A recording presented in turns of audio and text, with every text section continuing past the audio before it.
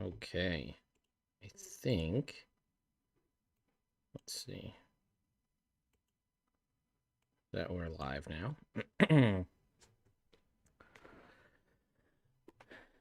All right.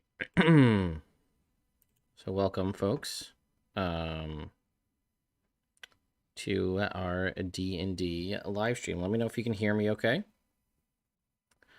So it's actually starting in a few minutes. You can see there 5 minutes. Sorry, I'll move my cell phone.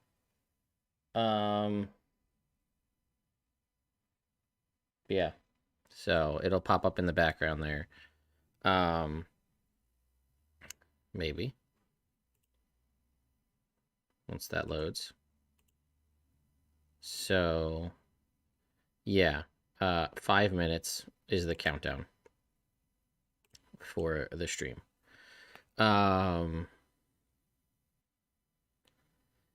Yeah. Another thing, so I just came from, like, they have this thing called Gather Together or something. I don't know. It was like, it was so bizarre. It was like 8-bit or 16-bit, like, top down stuff. And like you had your own little avatar, and like when you walked near people, it would like pull up their camera and their audio, and it was just a mess. There was like 200 people in there. It was like a press thing, and you had to like get credentials to like then go from one room to another room, where then you could go get credentials, then to another room where you could watch the stream. And like, it's a cute idea and you can get everybody together, but no one could stop people from talking. There was a whole group of people just talking in German. It was bizarre. Long story short, though, it's going to be Spelljammer. It was pretty much... I mean, everybody knows it at this point. So, yeah. So, it's going to start in 3 minutes here. I'm going to split screen it so I can see what I'm talking about here.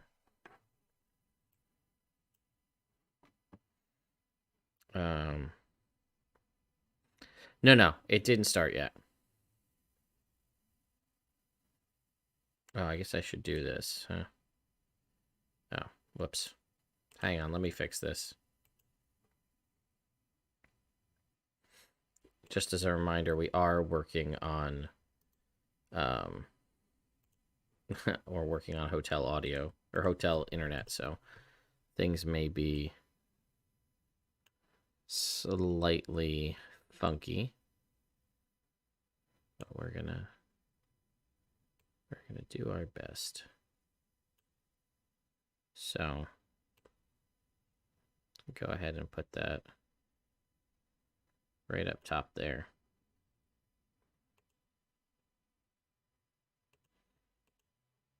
I'd make it full screen, but it's being a pain in the ass.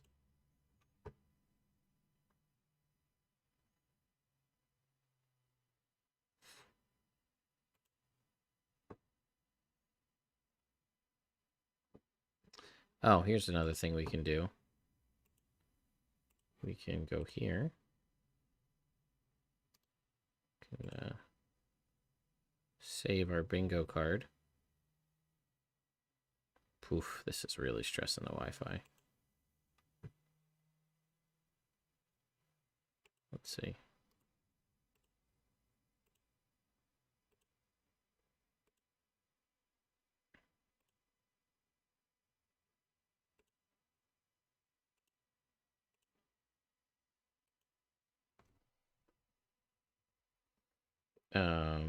We're probably gonna have to activate slow mode too, folks, just so that I can keep up with the chat.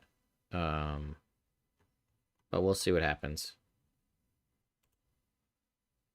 Why does this image? I save it as something else? No. Oh, sorry about your ears on that one. We'll do it this way. Trying to do all this while I am chatting with you guys and also not losing track of the time frame. Okay. Sorry, save that. Go here. Pictures, bingo card. We can put our bingo card. I don't know if you guys can actually see that, but we can put it there.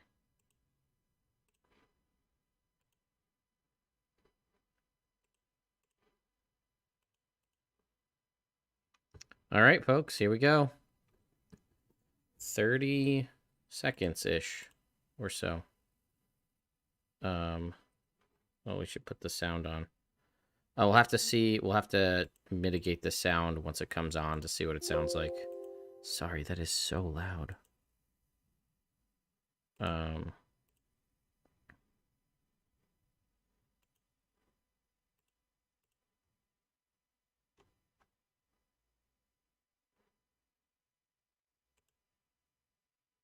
We can't do full screen.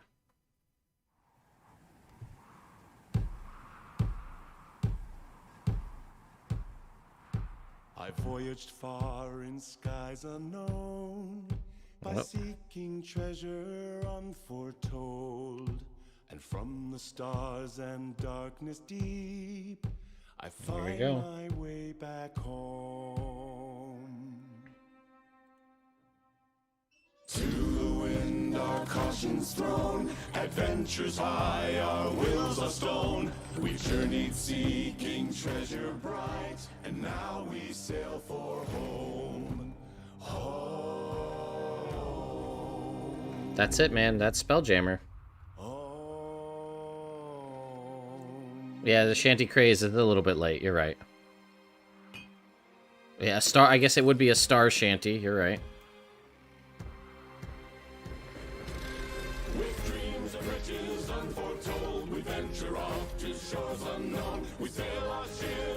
There's a gift.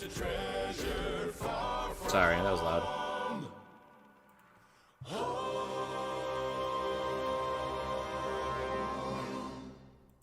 There it is. Spelljammer's Adventures in Space.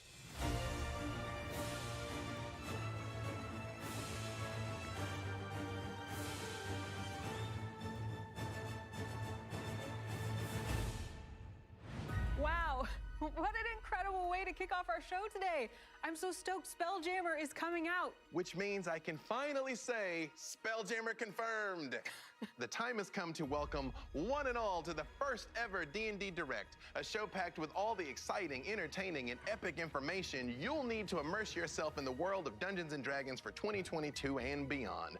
I'm B. Dave Walters. And I'm Anna Prosser, and we are truly honored to be your host today. For the next 30 minutes, we are going to travel between worlds, from role-playing games to video games to entertainment and partner reveals. So gather around as we bring you the most exciting and up-to-the-minute D&D announcements right now. Yeah, I'm turning it up. Exclusive content from Wizards of the Coast, Perfect World, Paramount Pictures, and many more to show you just how vast and captivating the world of Dungeons & Dragons is. Let me know how that sounds. Players love to engage. First, we're going to take you on a deeper dive into the Spelljammer universe with a look into Spelljammer Adventures in Space. Okay, here we go. In the far reaches of space. Whoa, I'm sucked in. Louder? All right. Hi, everybody. I'm Chris Perkins. I am the project lead on Spelljammer Adventures in Space. And this is Perfect World's Neverwinter We're so excited to MMO. talk to you about Spelljammer. Deep Space meets Deep Sea. My favorite thing about Spelljammer, the thing that brought me to it in the first place, is that it combines all of the excitement of a nautical exploration. Instead of teleporting from A to B, we're gonna get in a ship and we're gonna take the really, really long way around. Yeah, the scenic route, right? Yes. Where you get to see all the cool stuff that you can't see on the highway, like cities built on asteroids and monster lairs carved out of asteroids and dead gods floating in the ether. These are the kinds of sights that players will get to check that bingo card on board the deck of a ship. Spelljammer is a campaign setting box set. 3 books, box set, check it off. Called it. A poster map. Double-sided. There's 3 64-page hardcover books. The first book is called The Astral Adventurer's Guide, and it's aimed at players and DMs because not only does it have everything that DM needs to know to run campaigns and adventures set in wild space, but it also has options for players in it, including 6 new playable race options. The Astral Elves. These are elves with starlight in their eyes. They've left the Feywild and they want to go be in space. Autognomes, which are mechanical gnomes built. So this is all the Unearthed Arcana stuff. What's the next one? The Hadozi. Oh, the Hadozi. Monkey people. Yeah, the flying monkey creatures, right? Yes. And then we have the GIF. GIF. GIF. Agree to disagree, but sure. The GIF, or GIF, are a race of hippo-headed folk who don't know where they came from, not sure where they're going. They're looking for home in all the wrong places. Then we have the Plasmoids. Oh, they brought Plasmoids. Yeah, this Plasmoids are here. Character race where you are an ooze. And then we've got the Thrycreen, which the Thrycreen are making it in too. Okay. That have telepathy, so you can have silent conversations with your friends. And they have carapaces that can actually change color and hue to blend into their surroundings. I love them. You gotta have the bug folk. The second there it is, which is called Boo's Astral Menagerie, named after the very famous miniature giant space hamster, is a bestiary of new monsters for the setting. For instance, there are yeah, I'm on Twitch. I know how these things work. Murder comets, giant space hamsters, there are solar dragons and lunar dragons, all kinds of creatures. And the third I'm streaming on YouTube, but I'm is watching on Twitch. an adventure. And it's called Light of Xerixis. It is an all-new D&D adventure set in wild space in the Astral Sea. And it's got how many episodes? 12 episodes. 12 episodes. And each one of those ends in a cliffhanger. I know, you jerk. I know, until you get to the, of course, conclusion where everything goes absolutely buck wild, and you'll have to see for yourself. Spelljammer Adventures in Space, coming in it's August. Oh, shit. August, is that right? August 16th. Is there anything we can do in the meantime to get going? Oh, wait, yes. In July, we are going to release a prequel adventure. Prequel adventure? All you need is a Wizards account. Sign up now and set sail for the stars. Spelljammer free. I love Spelljammer, and I cannot wait to further explore the Astral Sea with these books. And here's something else that greatly enhances your Spelljammer expeditions. Our partner WizKids has created an entire collection of spacefaring figurines. Sure. Let's take a look at the exclusive preview now. Okay. So we can check off Spelljammer confirmed, Spelljammer box set, and technical difficulties. Cold. All off the hot, thing. Light, dark, watery, and earthen. They all share one basic need. A need for heroes. Attention Voyagers, at long last the epic space fantasy returns. Elevate your Was that a Chewinga?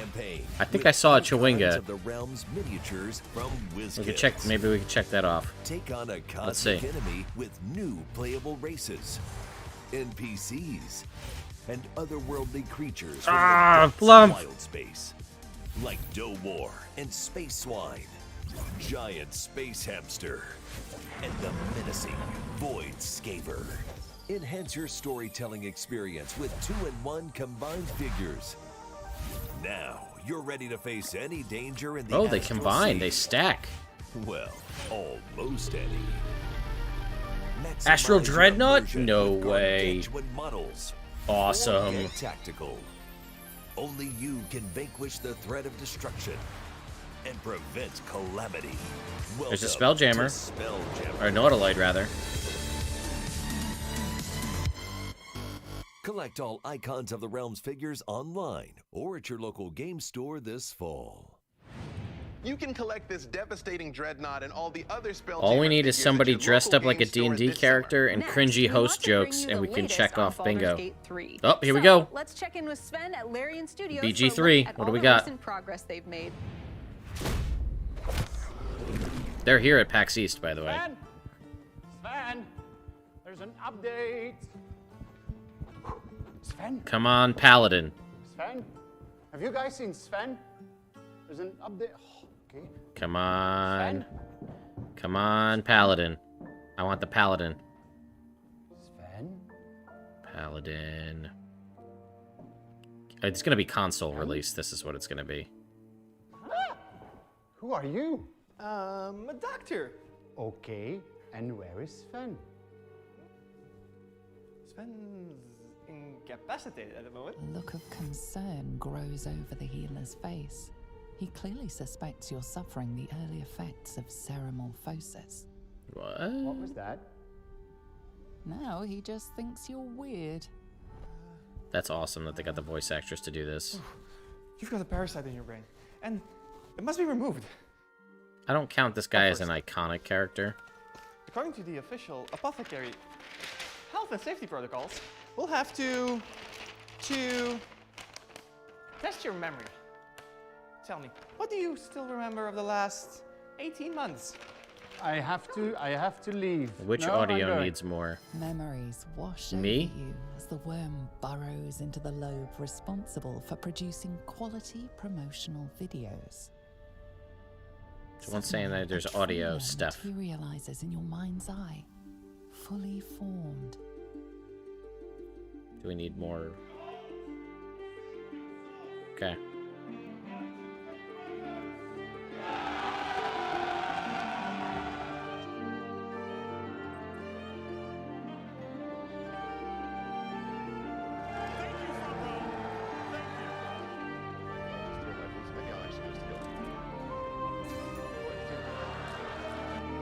Oh, cringy joke. You're right. Cringy joke. Check it.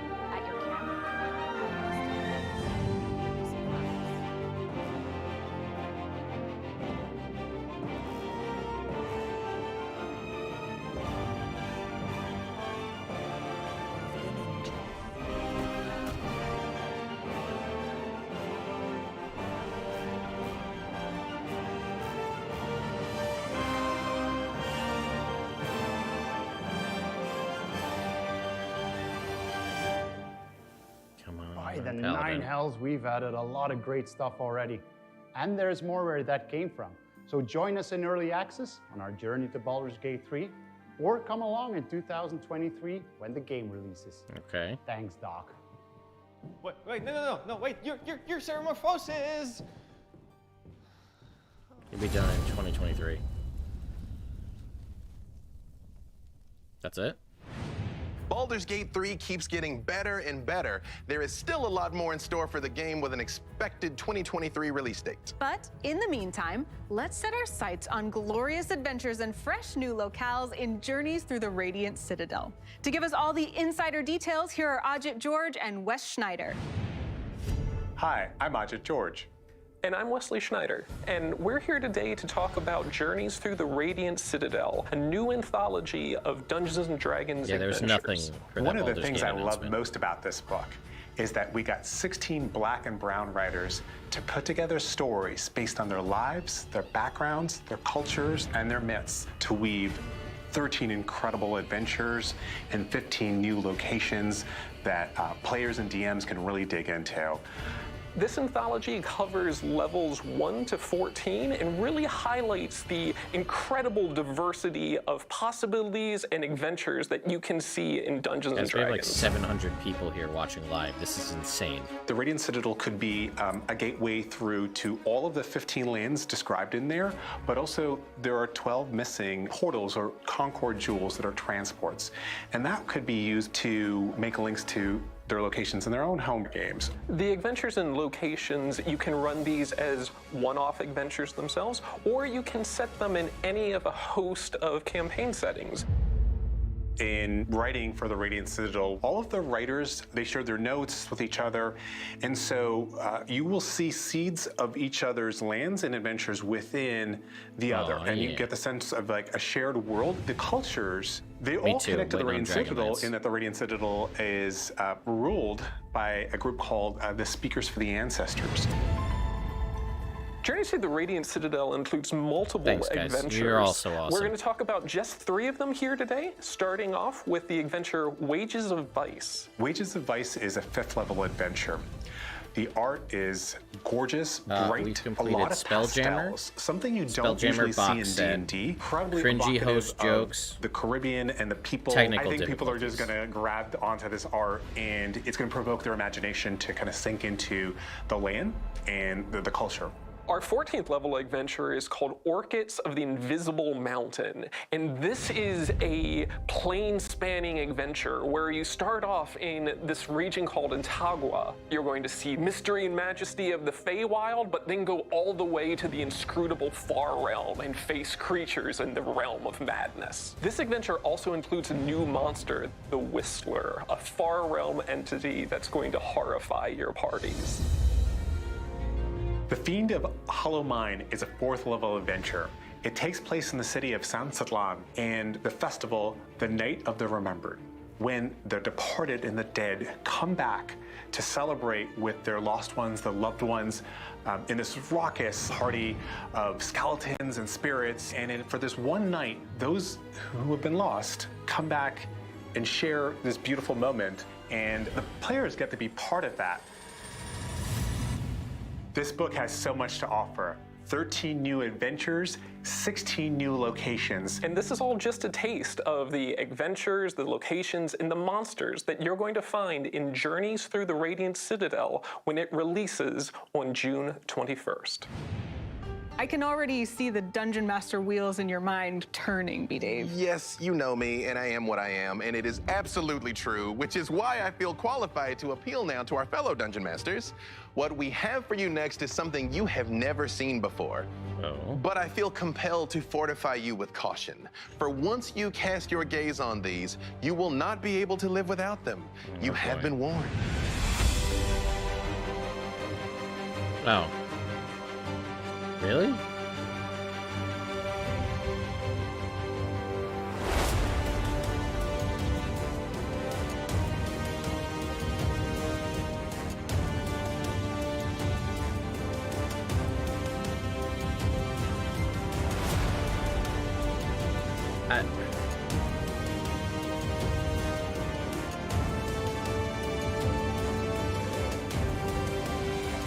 Who cares?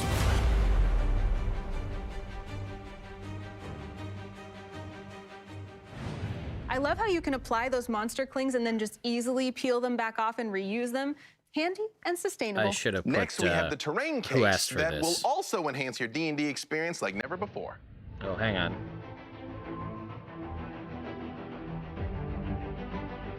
Why?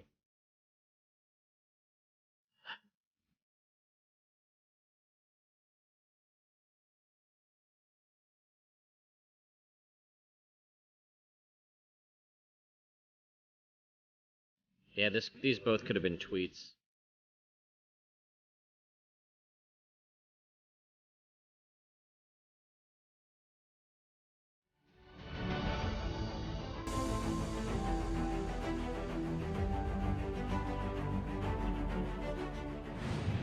I definitely want both of these campaign cases in my arsenal. Always both. You're competing with definitely WizKids, and there's just Which is way why better. it is so great that they'll be available this July. Next, we're thrilled to take you from the tabletop to the big screen with an exciting This is update from the interesting. filmmakers of the upcoming D&D movie. All right, check that off. Hi, I'm John Francis Daly. And I'm Jonathan Goldstein. After years of being devoted players, we, like you, have spent a lot of time imagining the incredible places, characters, and limitless adventure that D&D offers. We could not be more excited to bring this world to the big screen. We just wrapped shooting in some of the most incredible locations. It's a dream come true to bring the Forgotten Realms and the Sword Coast to life. We set out to capture the spirit of fun and surprise that we all love about D&D. Thank you to our awesome partners at Wizards of the Coast, but most importantly, thank you to you, the greatest fans in the world. It's going to be in theaters March 2023. We can't wait for you to see it. Let's give us something. Trailer. Oh, yeah. Trailer time, baby. Let's go.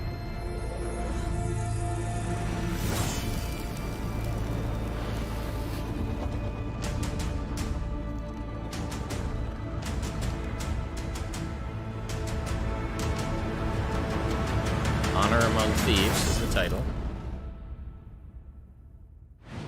There you have it. That's it, though? Dungeons and Dragons: Honor Among Thieves coming to theaters March I wanted a 2023. trailer. It cannot get here You finished soon enough. shooting And already. I love how You film can't is give us a another incredible teaser? way to inspire and invite new players to join the D&D community. There's just so much variety I'm and taking that evolution here. back, it is 'cause that always one the doesn't perfect count. time to try your first game. and it makes it easier than ever for new players to join us and create these lasting memories and experiences for themselves. You're so right, B-Dave, and especially right now, it's the digital aspects of this set that make it so simple. Take a look at this. Okay. This brand new D&D starter set not only features and it is Hank. Adventure, Look, it's Hank. It comes with digital onboarding tools that immediately introduce new players to the basics. It has never been easier, and the set itself is also different from the current starter set. It is more streamlined and easier to understand. Additionally, the starter set contains everything you need to start playing the world's greatest role-playing game. And that is definitely the cartoon characters on the front. And this starter set is the best way for players to share their love of D&D with their friends and family members, and especially kids. Speaking of amazing digital content, a new D&D digital library is available on the D&D website today. Just use or create your Wizards account to get access to all this new digital content right now. Really? We already told you about the Spelljammer Academy adventure, but there's something else, and it's one of my favorite things, the new digital monstrous compendium. Talk about another treasured memory. I mean, all the way back to the beginning, one of my favorite things to do was to get the old monstrous compendium and look at all the stat blocks and all the art and just dream about all these terrible creatures, beholders and umberhulks and mind flayers. Can I have a displacer beast instead? We can have both. Why not both? Fair. You know, I mean, I can still see my massive second edition binder bulging at the seams with iconic art because, well, I mean, I still have it. Of course. No, I love that thing. And I'm so excited they are bringing it back and that it will continue to be updated. Monstrous Compendium Volume 1 will be available to all players with a Wizards account or a D&D Beyond account and comes with 10 monsters from Spelljammer, both well-known and completely brand new for your collection. Okay. Throughout the year, you can collect more volumes of the Monstrous Compendium and expand your collection of the monsters from across the multiverse. For example, Volume 1 features the Eldritch Lich, one of the most powerful undead wizards to ever exist, which is something I'm super pumped about. And then there's something I know that you're gonna be pumped about, the 10-legged asteroid spider. Is 10 legs better than 8? Or... I mean, objectively better than 8. There's more legs. That's more better. Right? I'm not sure. Well, you know, there's at least one monster none of us have seen, the Starlancer. That's really exciting. I can't wait to see that. And it's only a tiny taste of all the stuff coming to players this year in their D&D digital library on the D&D website. And D&D Dungeons Beyond. and Dragons is a fantasy world for everyone around the world. That's why we're delighted to showcase the latest books will be available in French, Italian, German, and Spanish. This is a tremendous expansion to the list of titles Wizards of the Coast first started offering in European languages in 2021. We're thrilled to announce that these titles will now be available. Tasha's Cauldron of Everything. Okay. This is good, this stuff. Monsters of the Multiverse. Well, this may not be for everybody. This is really Curse of awesome. Strahd. Big fan of that one. Me too. And the new starter set. Next, let's see how Gearbox Publishing is pulling us back into the Forgotten Gearbox? Realms with this exclusive video for the action MMORPG Neverwinter. Gearbox has done Neverwinter? I've spent my life studying the enigma of dragonkind. What drives them, where to find them, the power they command. Gearbox? I've watched them build and topple whole societies. And I've seen the truth behind their treacherous words. They can be cold and callous. Some are outright savage, while others 8 are more minutes, guys. calculated 8 in minutes their left. ruinous pursuits. What can we get in 8 minutes? No matter their motivations, whatever fuels their primal rage, it is my responsibility. I thought it was, yeah, I was to looking protect for Tiny the Tina. citizens of Faerun from these dragons. Tell me, Dragon Slayer, will you join us? Neverwinter Dragon Slayer. I thought it was, okay. You can play this next major expansion to Neverwinter on PC, Xbox, and PlayStation. New dragon lairs, spectacular dragon hunting, and a fresh Tiamat trial await you. Streaming has helped demystify Dungeons & Somebody Dragons dressed for a up as a whole new D&D generation character. of fans. There has never been more great D&D content to watch. It has also opened the gates for incredible content to be created. including one new D&D show I'm personally quite partial to because I happen to have the honor of being a part of it. It's called Legends of the Multiverse. Let's take a look at the new ambitious D&D play series in this exciting trailer. I don't care.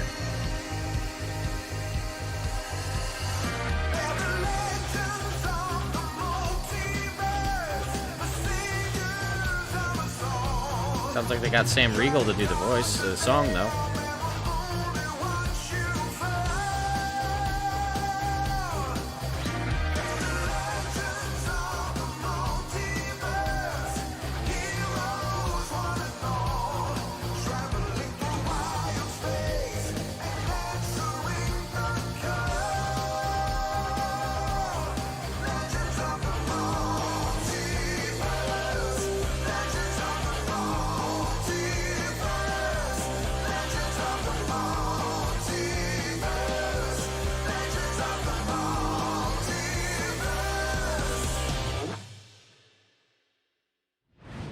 You can watch Legends of the Multiverse on the Dungeons & Dragons YouTube and Twitch channels when it premieres later this month. As a storyteller, I absolutely love the way D&D invites everyone into this world of adventure. Whether they want to play it on the tabletop, experience it through video games, watch it on the big screen, or be swept away through the pages of an expertly crafted novel. You're so right, B-Dave. D&D brings us together in such fun and meaningful ways. And that's why it was so exciting to see all the new content and products coming our way in 2022 and beyond. From incredible brands like Spelljammer, Baldur's Gate 3, and Neverwinter. And from products like the new campaign cases, the Journeys Through the Radiant Citadel anthology, the Reborn starter set, and so much more. In fact, here is a sneak peek of a brand new miniatures gaming experience coming later this year.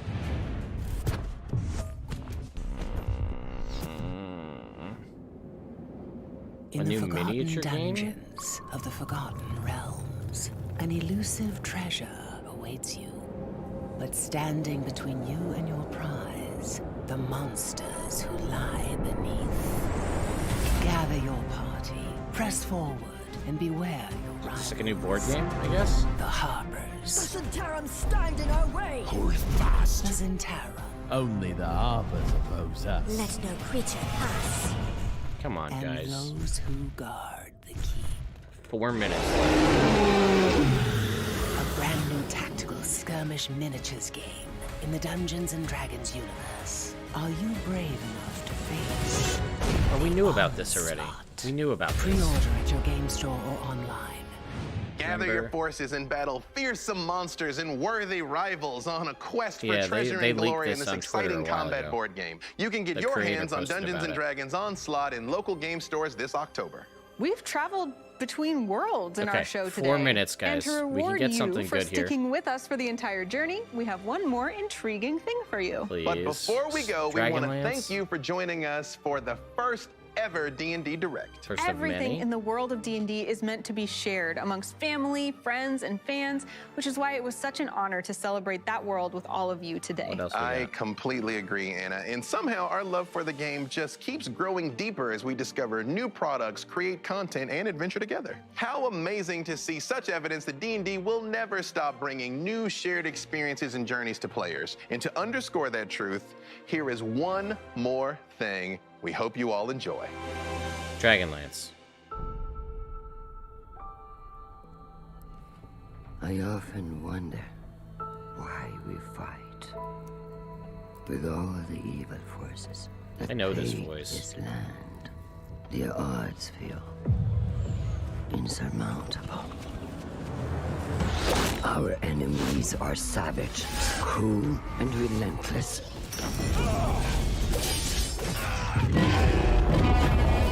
Hold on. But even in knowing all this, we must still fight on.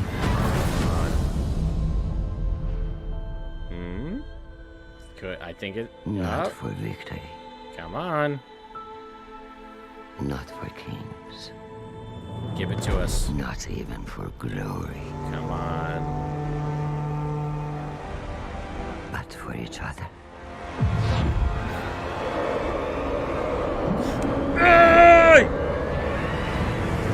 Called it. Was that a... Oh, it's a Oh, and battle game. Okay.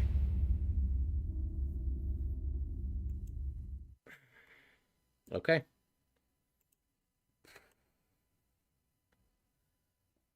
I thought it was going to be a box set.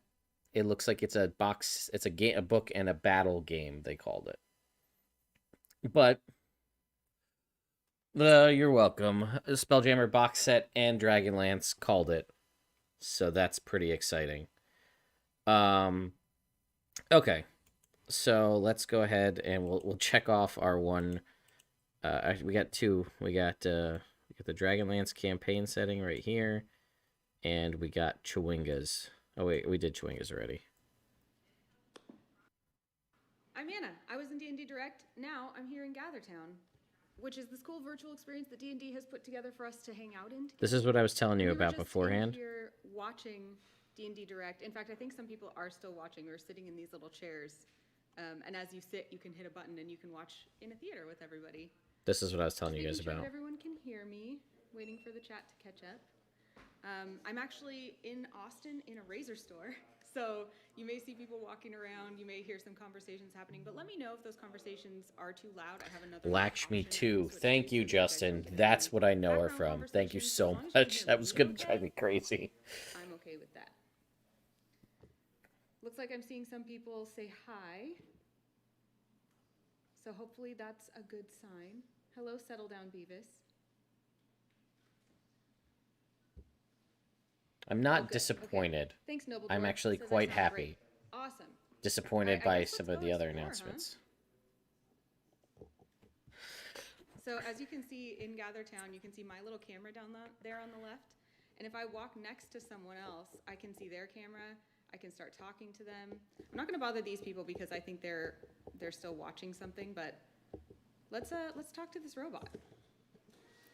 I'm just going to move away from the robot so that you can talk to him, sorry. See, it also will pull in people up at the top of the screen.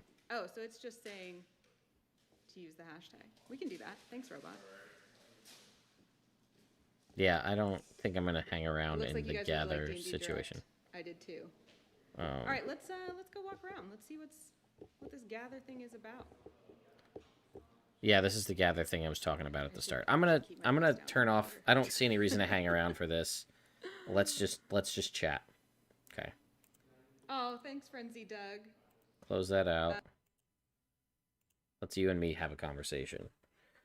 Let's get real. Let's turn the hat around backwards. It's real conversation time. So we kind of got bingo if you count the guy dressed as a tiefling. He wasn't truly an iconic D&D character, but pretty good overall. So let's talk a little bit about what was announced. Okay. Spelljammer. Huge news. We saw some awesome art from it.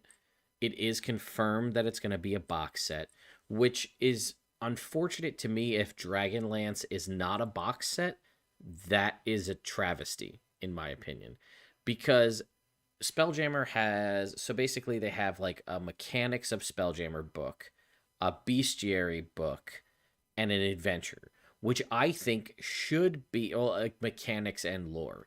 I think that should be the staple for all D&D campaign settings going forward. Now, I realize that people are going to say that that's going to cost probably a lot of money. We don't know the pricing yet. We might know it now, and I just haven't gone and looked it up on Amazon or anything. But if you think about it, wouldn't that be amazing to have that for Eberron, Theros, Ravnica, even the Forgotten Realms, honestly? You'd have a book about the lore, and if there's, like, Spelljammer obviously has specific mechanics because you're in space, and then a book about monsters, and then an adventure. Now, I would also argue that being able to offer those as separate pieces would be ideal, but all three of those packaged with a poster map and maybe a DM screen, I do think those would sell. And you would just have to make the choice of which one you'd want to get. Do you want to get the Eberron box set, the Dragonlance box set, Spelljammer box set, so on. Spelljammer, you said it's $69? That can't be right. $69 for 3 books? Unless these books... they said each book's only 64 pages. I may have missed that. But okay, D&D Beyond has Spelljammer for $50. Re-release Eberron in a box set. Yeah, I agree.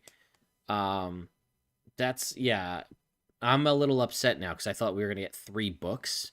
If you're telling me that they're 60 pages each, that's like about the size of one regular D&D book. That's dumb. I do think this might be the format we've never seen before. If you recall, Ray Winninger said that they were going to release stuff in formats we'd never seen before.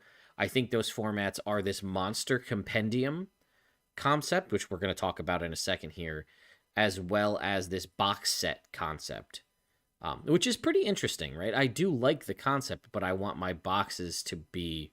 I want 3 books in a box set, similar to the Rules Expanded Gift set and the core rulebook set, not 3 basically soft covers in a hardcover binding inside a box. Yeah, anybody can go ahead, link away, link the Amazon page, whatever.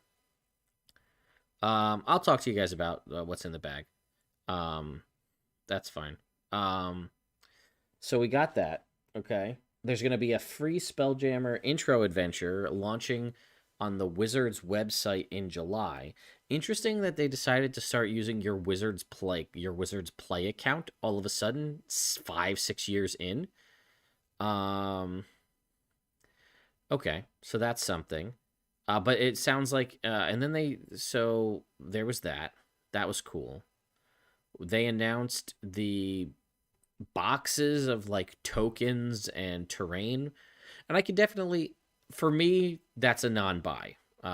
Other than the fact that I will buy it so I can review it for all of you, but I have no interest in using it.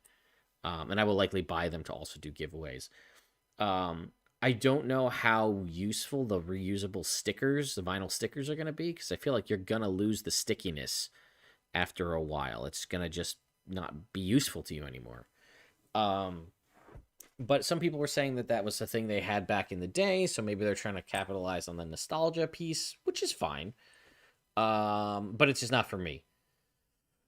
Seeing that WizKids, we all knew WizKids was going to do something, so that was more of a reveal and less of an announcement because we knew that was coming. Baldur's Gate 3, they didn't tell us anything new. They just told us that it's coming at some point, which, again, we all knew. They're even here at PAX East. I went by the booth and I was like, oh man, Baldur's Gate 3. Is it a new version? And they're like, no, it's the same as what's currently available on Steam. And I was like, oh, so I'm not going to go sit and I'm not going to go stand at the Larian booth to play Baldur's Gate 3 in person when it's no different than the current Steam build. So that's something. Did we get anything about a video game?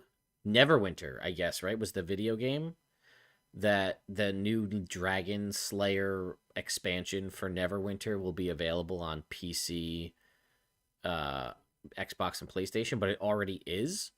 So we didn't actually get anything new for a video game. Yeah, Baldur's Gate 3, we're here in case you forgot. Very much a real thing, because they are planning to launch in 2023, which does give them the rest of this year and at some point next year to add the remaining classes and content to the game, which they have been doing some decent updates, which I do appreciate. But the problem is, you played through Baldur's Gate 3 Act 1 one time. There's not that much difference between playing through it multiple times. When you look at something like Solasta Crown of the Magister, where they've added an entire new campaign and it's also co-op now, Solasta's really knocking it out of the park. I might do some streams of that at some point. So Onslaught, the miniature game, we already knew about because the creator posted that he designed it on Twitter. So we already did a video on that a while back. The movie, they just said, here's the title. We wrapped filming in like 2021, I think, maybe 2020. They wrapped filming. It's not coming out until March, which obviously means there's a very lengthy post-production process. But not even like a teaser trailer just to tell us that the title is Honor Among Thieves. Like, you couldn't give me like a Chris Pine like looking up at the sky with like a digital shadow flying over his head of a dragon or something give me like literally anything. As it stands, all we have on the D&D movie is still images taken from far off screen, someone with like a telephoto lens. We have a couple of images of the characters, and like a castle with like a Harper logo on the side. I would love. I mean, I'm stupidly optimistic for this D&D movie after seeing things like Sonic the Hedgehog and Sonic the Hedgehog 2 doing well. I think that a D&D movie could do well. And I'm hopeful for it. I'm going to see it. And even though, again, I don't usually do movie reviews, I will review the movie. But that being said, like a trailer, like just the littlest bit of hype would have been cool for that. Let's see. What else? Sorry, I've been ignoring your guys' chat because I've been going on a tirade. Yes, I knew about we've known about the movie for years at this point. You can look back. I've done some news videos covering like what was like. We know the actors involved. We know who's playing who. The general theme has something to do with like an ex-Zentarum agent, I think. Which makes the whole honor among thieves concept make sense. You know, the travelers of the multiverse or whatever, getting Sam Riegel to sing a song, awesome. The heavy metal jam for it, awesome. The song was cool. That's a lot of characters, though. The multiverse, Legends of the Multiverse or whatever it was called. That's a lot of characters. So I assume it's going to be like a rotating cast. But it's cool though. There's a lot of new people we haven't seen play D&D before, voice actors and the like, which is cool. But that could have been a tweet or a tweet series. It didn't need to be part of the D&D Direct live stream. I think the only other thing we got was Dragonlance, which is a huge win, right? Let's not sugarcoat that. That's big. We're excited for Dragonlance. We're excited for Spelljammer. Like, do we need the entire bit for, like... I also don't know what else they were ready to possibly announce, but did we need the bit of the guy dressed as the tiefling trying to find the head of Larian Studios? Like, did we need that whole bit? It was fun, and I enjoyed the narrator from that because I really like the narrator from Baldur's Gate 3. I really enjoyed that. But, you know, you could have cut that time and given it to a different announcement. But yeah, it says Dragonlance. It looks to me like, I don't know if it's a campaign setting, and I don't know what a battle game is. Is that like maybe it's like Onslaught Dragonlance essentially, like a miniature fighting game? I'm not sure.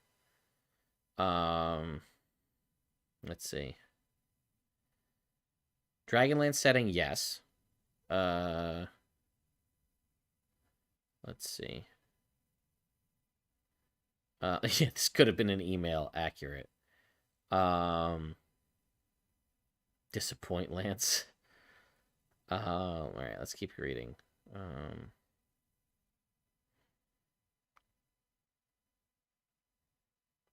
Yeah, I know it has Chris Pine and Michelle Rodriguez. It's also got Hugh Grant.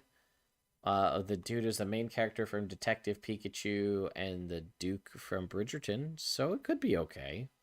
I'm going to give it the benefit of the doubt. It's hard to tell what it is, the Dragonlance one. We can go back and watch the stream and we'll pull it up here. I think it's an adventure, though. I think people are saying the Amazon link is there. Yeah, there's a D&D show in the works by the guy who did Red Notice, I think is the thing, the new movie. I think it's a movie. It was actually listed in the sales report. I did the Hasbro Q1 sales report. They referenced that series is in the process. Yeah, 10 people. It might even be more than 10 people. It has to be a rotating cast. Yeah, I want to know what the battle game is. Let's see. Who's the DM for Legends of the Multiverse? I don't think they said. I'm assuming it was B. Dave, but I could be wrong.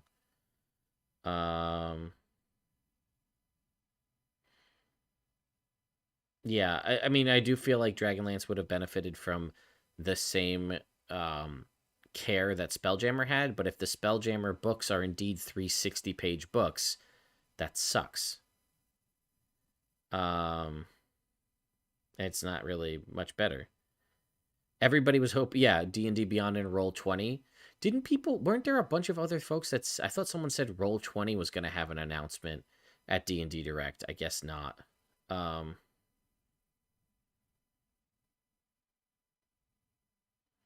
Let's see. I haven't watched Red Notice. People are saying it wasn't bad.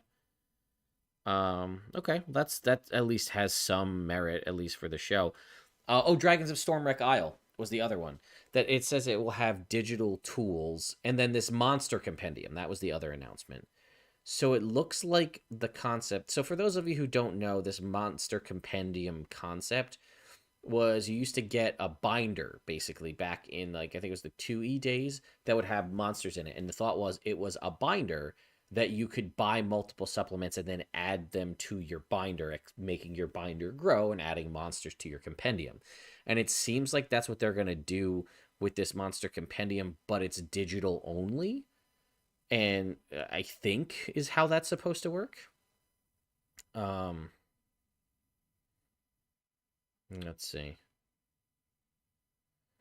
Okay. Spelljammer box feels like testing. Yeah, it does kind of feel like Beetle and Grimm, or like where they separate them out into like playtest packets. The binder concept is interesting. We'll have to see how often they release things for it. I'm gonna go and see if we can't find. I thought they said that some of that was available on D&D Beyond, or available. Sorry, I'm just my voice here. Okay.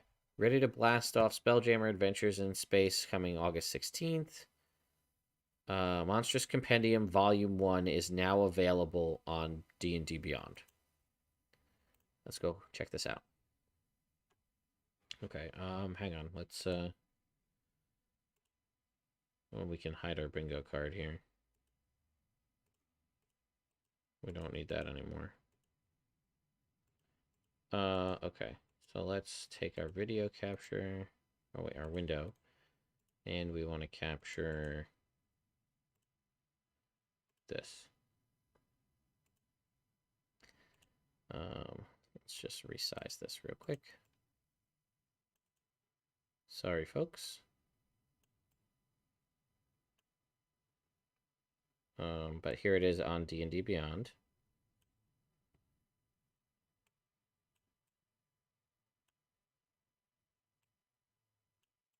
So, as you can see, Monstrous Compendium Volume 1, Spelljammer Creatures is now available. What you'll discover... Okay, let's see what it says. What you'll discover in Monstrous Compendium Volume 1, Spelljammer Creatures, the first in a series of monthly drops available to all D&D Beyond users. The collection brings 10 new monsters to your 5th edition D&D campaign, 5 from classic Spelljammer lore and 5 brand new. You won't find these monsters in Spelljammer's Adventure in Space either. D&D Beyond users can access this collection of monsters today. In Monsters Compendium Volume 1, Spelljammer Creatures, you'll come to face with 10 unique monsters from the Spelljammer setting. Find out what happens when a spellcaster petitions a great old one for eternal life with the Eldritch Lich, and why the wild space adventurers never trust a stray asteroid. Click below to see the monsters in the collection. Okay. Get 10 free monsters. Oh, that's it. They're just here. Asteroid, Spider, Clockwork Horror, Eldritch Lich, Fractine, Gadabout, Goon Balloon, Nightmare Beast, Puppeteer Parasite, Star Lancer, and Yggdrasty. And we can see we range from challenge rating 1/8 all the way up to 15 or to 16. So that's something, right?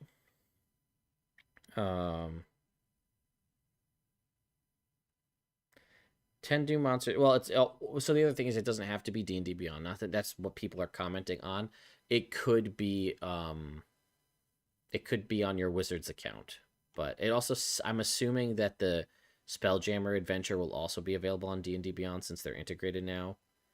Monster Compendium, already downloaded it, 14 full color PDF. Okay, so you can download it as well. I guess that's the... Ooh, hold on. Who said that? Scott Hudson here in the chat. You said you downloaded it. Assuming you went into your Wizards account and you downloaded the Monster Compendium as a PDF. Hold the phone, folks. This could be a big deal. Hold on. Downloaded. Does that mean Wizards of the Coast just released a PDF for free? What? Wizards of the Coast. Can we just Wizards of the Coast released a PDF of something Dungeons and Dragons. That never happens. They don't do PDFs really, unless it's through the DM's Guild. This is interesting, other than like their free errata. Wow. Okay. Okay, that's cool, guys. I gotta give him. I can't listen. I give Wizards of the Coast a lot of shit, and I think a lot of it's warranted. I can't give them a hard time about free monsters. 5 classic, 5 new. I don't know about the classic monsters to know if these classic monster versions are doing justice to the original versions, or if they're just horrible misconceptions, or... But again, you can't argue with 5 new monsters, and it's free. And this concept of this compendium is going to seemingly grow, and as far as we know, it will also be for free. That's good. That's good marketing. That's a good olive branch move of good faith from Wizards of the Coast to us, the D&D community. Was I hoping for something about 2024 in this? Yes. Was I hoping about the announcement that this is one of many D&D Directs? Yes. Was I hoping for a plot, even the plot summary? I didn't need a trailer for the movie. Just like give me a high level, like Netflix 2-line description of the plot would have been fine. I was hoping for the weird collab where we get like, Adidas D&D sneakers or something. That would have been interesting. I don't know. But like, I'm happy about what we did get, but I'm a little disappointed. If that makes sense. Yeah, we're going to go through, I think, because I'm here right now. So I think what we'll do is I will continue my little conversation about the live stream, and then we'll go through and discuss the monsters live, but I'll do it in such a way that I'll sort of transition it so that I can just cut the live stream and use that as a video on the new monsters. Rating of this reveal on a scale of week of Legend of Lore to actually good. Definitely away from week of Legend Lore, because that was garbage. Now, I haven't checked. Actually, I'm going to check it right now, because as we know, Ray Winninger does love to tweet stuff out after the fact and provide us more information than the entire live stream did. All right, let's go check out Ray Winninger's tweets and see if he's got anything on it. Because that's kind of how he does.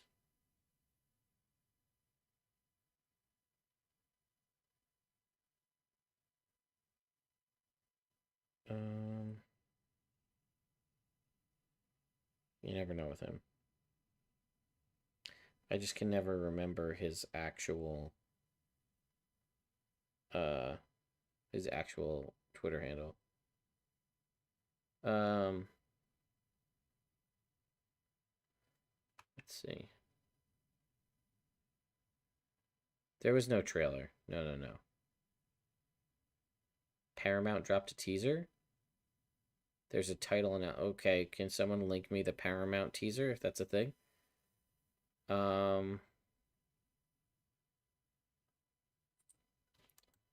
I think you could link your accounts before, but I could be wrong on that.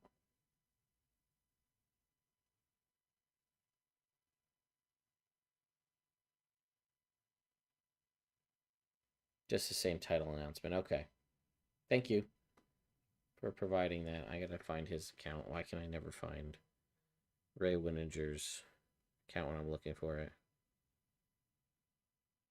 Yeah, 64-page hardcover. Confirmed. Oh, here it is. Wininger R. What do we got from Ray Wininger here? Yes, Spelljammer confirmed, not a joke. Obviously, one of the classic settings. I've been teasing another big announcement to come. And yes, Dragonlance confirmed. We've cooked up an interesting new play experience, he says on Twitter. 5th Age reboot, someone said. He says no.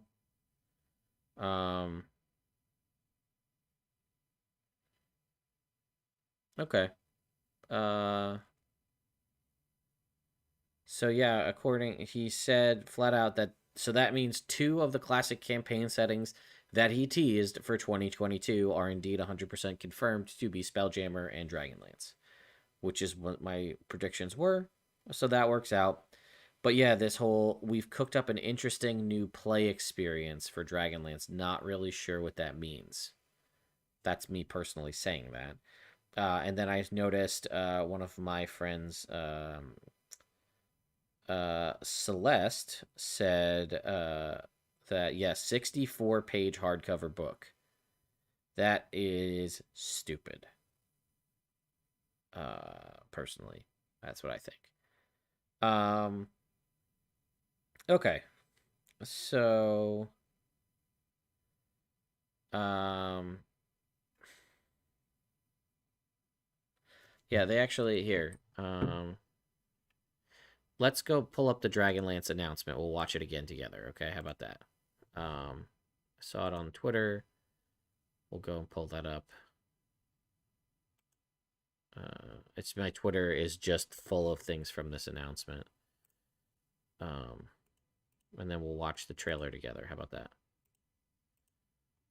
Okay. D&D Direct, Onslaught. Legends of the Multiverse. Oh, we forgot about the localization releases, and that is also a huge deal. All those books being released in French, Italian, German, and Spanish. Okay. So, jump over here to this.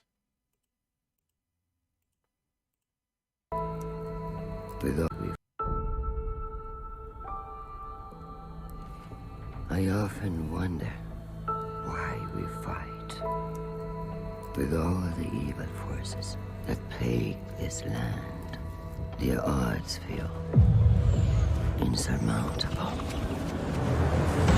Our enemies are savage, cruel, and relentless.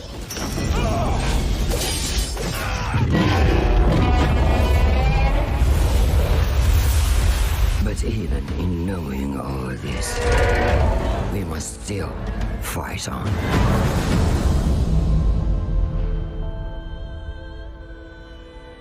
Not for victory. Not for kings. Not even for glory. But for each other.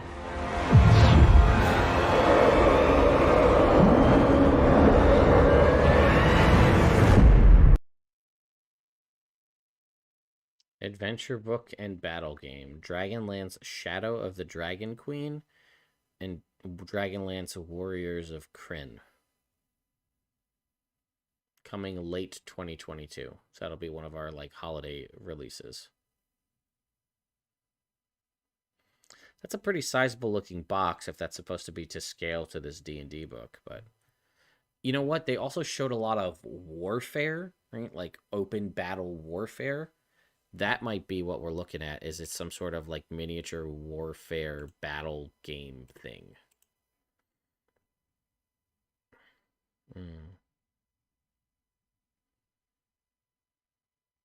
Yeah, maybe Gloomhaven. People are saying, yeah, it could be.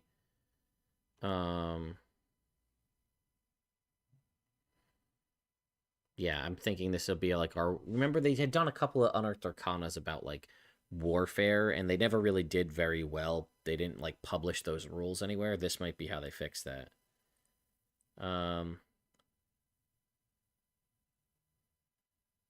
It says the back of the DM screen is new for slipcase.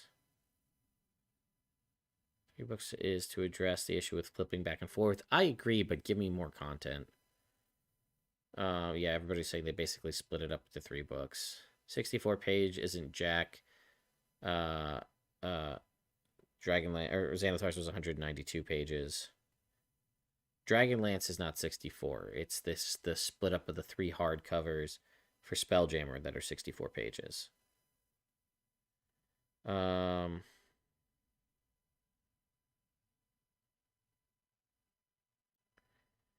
Let's see. Dragonlance is so lore rich. Yeah, what's the deal with the new starter set? So the starter set, they didn't tell us much. They just said it's easier to get people into it. And it's 100% confirmed the front cover of that has Hank the Ranger from the D&D cartoon, as well as the acrobat, whose name I always forget. It's like Nina or something, the acrobat. They're both on the front cover of the D&D Dragons of Stormwreck Isle. So that is seemingly going to have Diana, thank you. Diana the Acrobat. They're going to have some tie-in to the D&D cartoon, seemingly, in that adventure, which is awesome, so I'm in for that.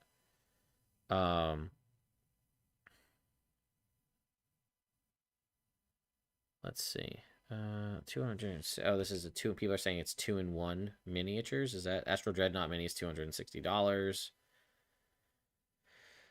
Yeah, 364 page books. New starter set is only levels 1 to 3. Interesting.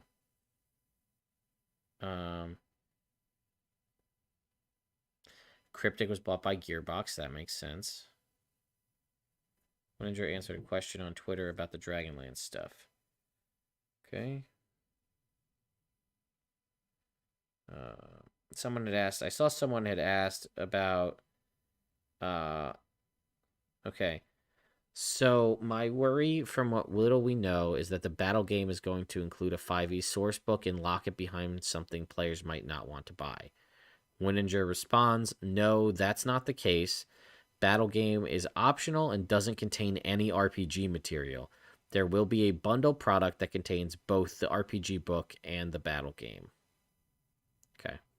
So now I'm going to shriek at him, and I'm going to say,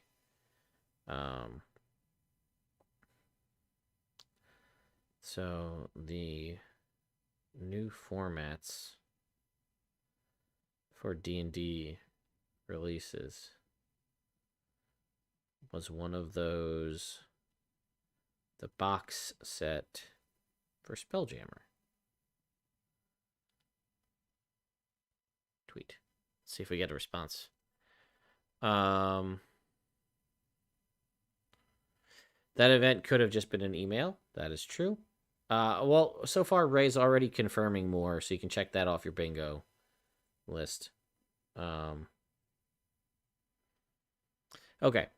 Before we go in and look at the monsters from the Monsters Compendium, like we're gonna do, I also did like I will say I did like the direct content. If it turns out to be something like a Nintendo Direct where we get those more frequently, I'm okay with that. I actually very much like that. I don't think they gave us a release date for the starter kit. Okay, some people wanted to see what was in my bag. See if I can reach it without pulling my headphones out. Got it.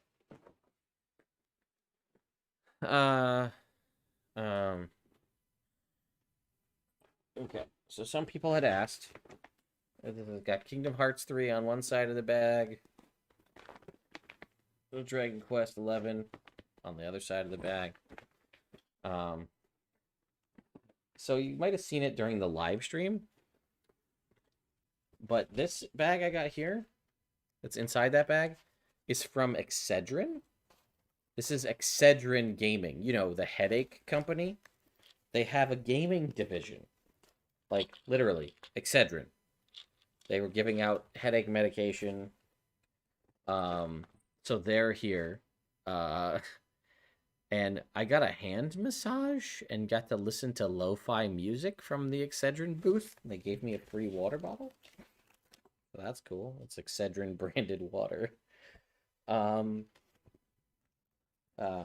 I swung by the Alchemy RPG booth, and this is one of their limited founder boxes. So Alchemy RPG did actually go live, I think, as of today. If you recall, you can go back and look at my PAX Unplugged video where I talked to them. They're basically a virtual tabletop, but also a chat function as well. It's pretty cool. Later on, I'm gonna open this up and install all of the stuff.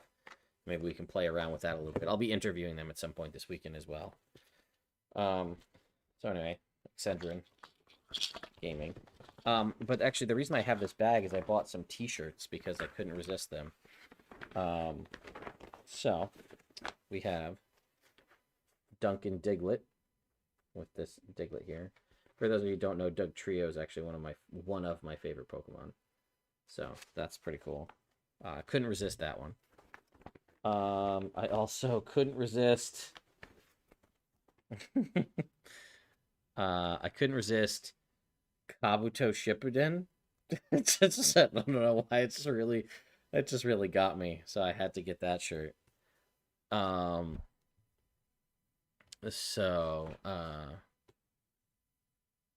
That was another one. And then I wanted to get my son a t-shirt he loves Mew a lot, and they happen to have this t-shirt, this Mountain Mew t-shirt. So I got that. And then you had to deal if you bought 2 shirts. So I had to get one more because it was orange. Little Caesars, because I love pizza and it's orange, and I also love Caesar. So I couldn't resist. So that's, people wanted to know what was in the bag. That's what's in the bag.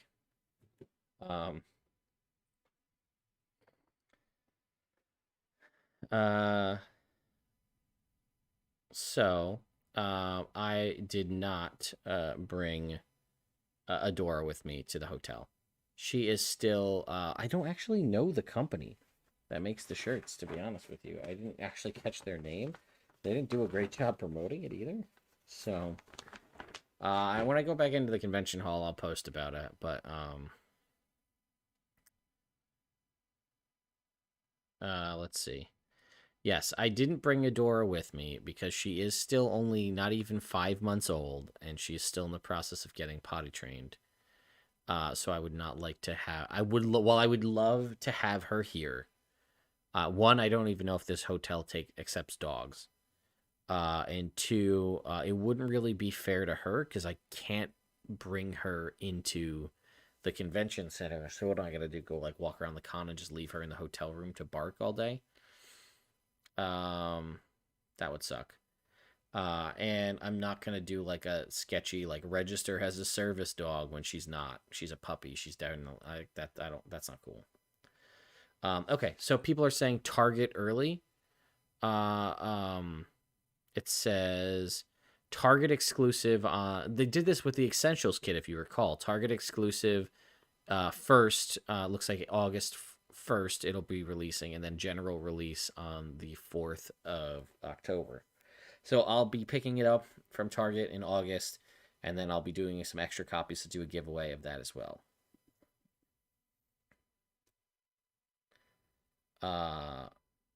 She's a puppy. She is 4 months old. It is hard. It takes time and effort to train a dog to be a service dog, and I don't need that. And I'm not gonna, I don't know. People sometimes just get their dogs registered as emotional support animals, and they shouldn't be allowed to go places, and I feel like that potentially ruins it for folks who actually need service animals. So I'm not going to mess with that.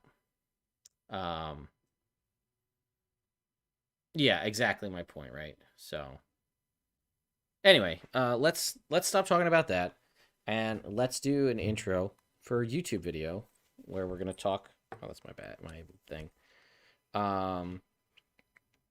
Let's review. You guys will get to be here. We don't normally have you guys here for this.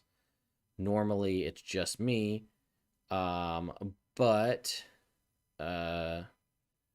let's talk about the monstrous compendium, the Spelljammer creatures. Let's go through them all. We'll go through them live.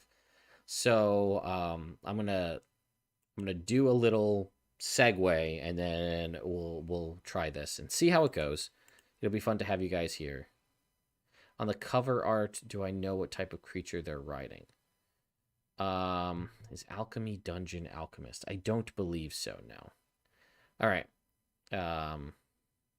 Let's keep going. So, what's going on, folks? Ted from Nerd Immersion here. Some of you are here live as the D&D live stream just ended. And they released as part of this cool monster compendium thing, which I think is pretty neat. It's going to be an ongoing series where you get stuff for free, including right now starting with 10 new monsters, Spelljammer monsters specifically, because if you missed that, Spelljammer indeed was confirmed. 5 old monsters brought into 5th edition Dungeons & Dragons. I don't know why I have my headphones in. I don't need them anymore. And 5 new monsters created just for this Spelljammer that's coming out.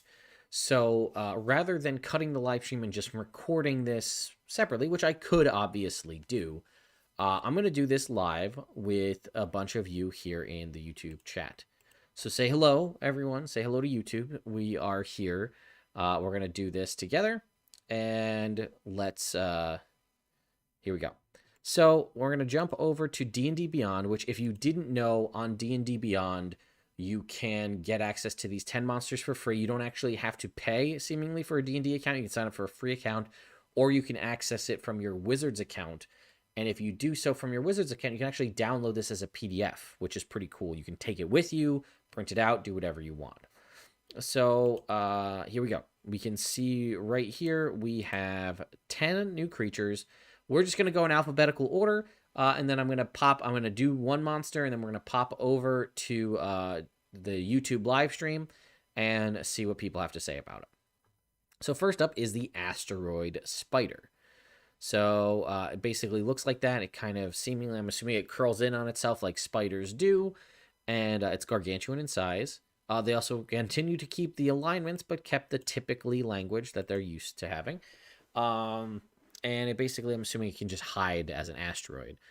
Full-grown specimen is a 30-foot diameter. Its body's 30 feet diameter. Legs are 30 feet long. When it wraps itself tightly, it resembles an asteroid. Its living brain functions like a spelljamming helm, allowing the spider to travel through wild space without a ship. It often haunts asteroid belts, lurking among normal asteroids until a spelljamming ship comes close to enough to be detected. It then snares them using web strands to catch the crew members and reel them towards its snapping jaws. Here we can see it actually commandeering a spelljamming ship. Challenge rating 10, pretty beefy on the hit point side. And it has decent movement speed, pretty high stats, dark vision, blind sight. So it has false appearance, which I expected, where it can kind of do a really good job of hiding as an asteroid. 3 legendary resistances. Good that it doesn't need to breathe air because it travels in wild space.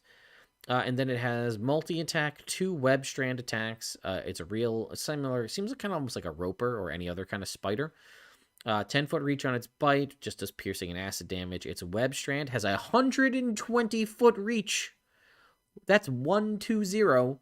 And if you are hit with it, you are grappled with an escape DC of 18. And you can't attack through it. It's vulnerable to fire damage, immunity to bludgeoning, poison, and psychic. And it can grapple up to 6 creatures at a time. Or it can use as a part of its real ability, it can pull them up to 60 feet straight to it. And as a bonus action, it has a snare ship once a day. We use a magical web around a spelljamming ship within 120 feet. The web lasts for a minute and suppresses the magic of any spelljamming helm aboard the ship. Decks and other surfaces of the ship aren't enclosed, become difficult terrain until the effect ends. The web is impervious to damage, but is destroyed by a successful casting of a dispel magic with a DC 18. So, interesting, nothing too crazy, basically just a space spider, right? You know, not over the top, but still powerful. What I think would be really cool would be, because it says that its head functions like a spelljamming helm, how cool would it be to kill one and use its corpse as your own spelljammer? That'd be pretty cool. Let's hop over to YouTube and see what YouTube has to say about it. Okay. Video hype. All right, what do we got? Hello from the future, people of YouTube. I don't have my dog in the hotel, guys. 10 legs means it's a crustacean. Yeah, they referenced it as a 10-legged spider in the live stream. You're calling it a mite or a louse. Modeled after a trapdoor spider. Yeah, pretty much. CR on the PDF is 15. CR up here is 15. CR in the stat block is 10. High quality QA, Wizards of the Coast. Nicely done.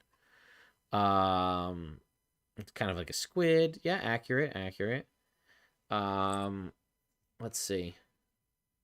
Yeah, we're already splitting hairs between what's different. This is bad. Yeah, CR10 didn't seem right for a creature with 348 hit points. 3 times the hit points of an aboleth. Yeah, accurate. Okay, definitely. Yeah, sea spider. That's true. A simple, easy reskin to make it a sea spider for a nautical campaign. It's a drow mount. That'd be terrifying. Just a space spider, guys. Come on. Grappling 6 creatures is crazy. Okay.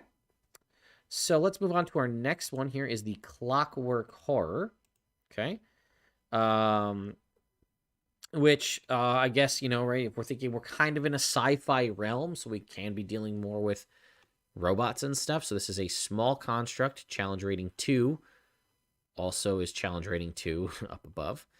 Let's see. Ruthless insectile automatons. Body of a clockwork horror is about 2 feet in diameter. They communicate with each other through clicks, similar to Thri-kreen. They can also emit light from their eye. When another creature gets in its way, clockwork horror attacks with razor-sharp mandibles. Okay, so it's basically just like a little, like a space termite, I guess, or like a little thing that's going to mess up, like a gremlin. Okay, let's see. Nothing too crazy. It does speak Thri-kreen and Zik-light, which is, I guess, a new language. Immunity to lightning and poison, and a bunch of different condition immunities. Shutdown, if it's targeted by a dispel magic, it basically goes into, it powers down, basically. It doesn't need to eat, drink, sleep, or use air. It makes a bite attack and 2 rotating saw attacks, or uses its lightning jolt. So its bite is nothing crazy, a d8 plus 2. Rotating saw, d4 plus 2. Lightning jolt, it's got a range of 120 feet, a d10 plus 2. That's lightning damage. And Spelljamming Helm interface. The horror attaches to a Spelljamming Helm. It can see within 5 feet of it and attunes to the helm instantly. If another creature is already attuned to the helm, that creature's attunement to the helm ends when the horror's attunement begins. The horror can operate the helm even though it isn't a spellcaster. The horror can also detach the helm from as a bonus action. So I guess it's basically like a sabotage thing. Like if you could send one of these over to an enemy Spelljammer, it could sneak in and take over the ship, and then, you know, do whatever you want it to do. It doesn't really seem, they might be like, sorry. Let's see, did Ray get back to me? No. Anyway, so yeah, I guess they'd kind of be like a thing you'd throw at your enemy ships. Let's see what the YouTube live stream has to say.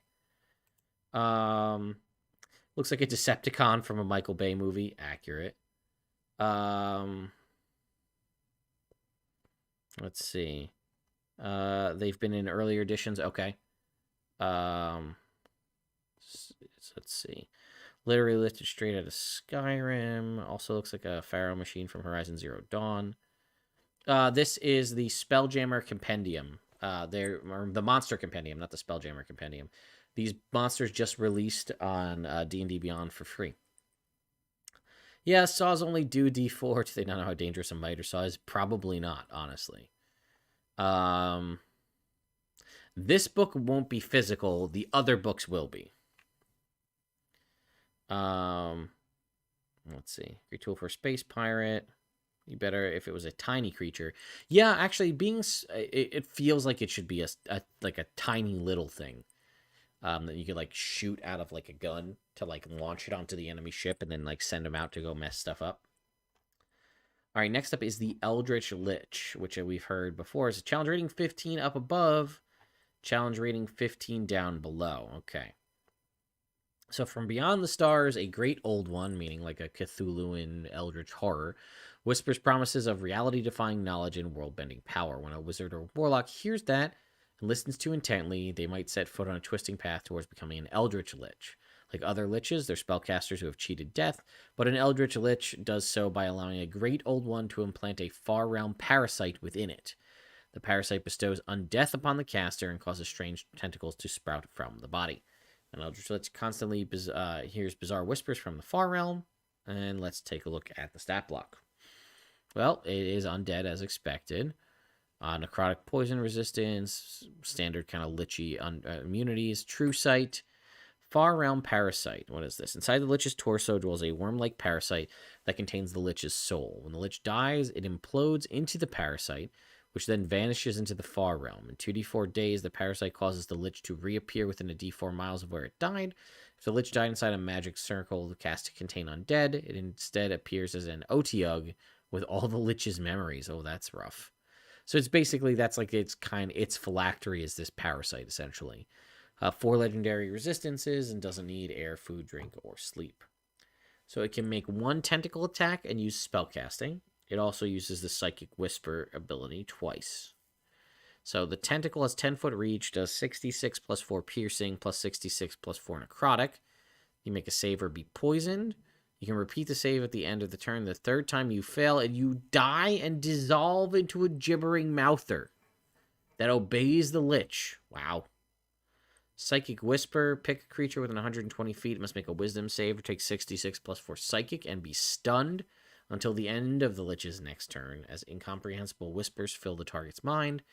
Its spellcasting is at will. Detect magic, Mage Hand, Prestidigitation. Twice a day, Dispel Magic, Hunger of Adar, and Lightning Bolt, and once a day, Arcane Eye, Dimension Door, and Plane Shift. And has Far Realm Step as a reaction. Immediately after taking damage, it, along with any equipment and stuff it's carrying, teleports 60 feet to an unoccupied space it can see. I really like the art. I'm getting very xenomorphic vibes from it, which kind of fits with it being Far Realmish. Let's see what YouTube has to say. Let's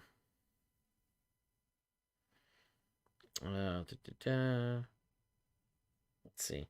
Reminds me of the monsters, Stargate 1, the Replicators, Tharizdun is from Critical Role, and Zargon's from Hero Quest. Okay, keep moving on. Here we go. Let's see. CR15 is lower than a regular Lich. It doesn't really have a lot of spell casting, which I think is probably why it's lower. But it is also nice having a lower power Lich, because you can throw something like a Lich in the game, and you can throw it in earlier, and your campaign doesn't have to get to such high levels. It's also a great way to introduce the concept of Eldritch Horrors into your game, assuming you want to do that. So like Haster from the Lovecraft mythos plus the vampires from the Strain. Yeah, kind of.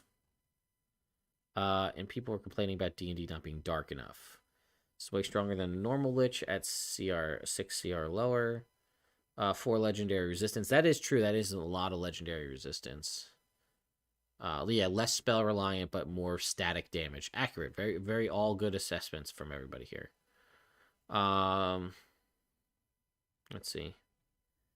Yeah, so gibbering mouthers come from getting tentacles by a lich, by a space lich. Yeah, I mean, that's one way, apparently.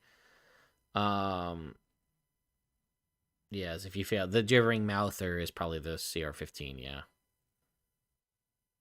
Okay, I like it. I like it a lot. I want to put it in my campaigns. Oh, and there's more. Form of the Great Old One. Multiple entities bear the title Great Old One.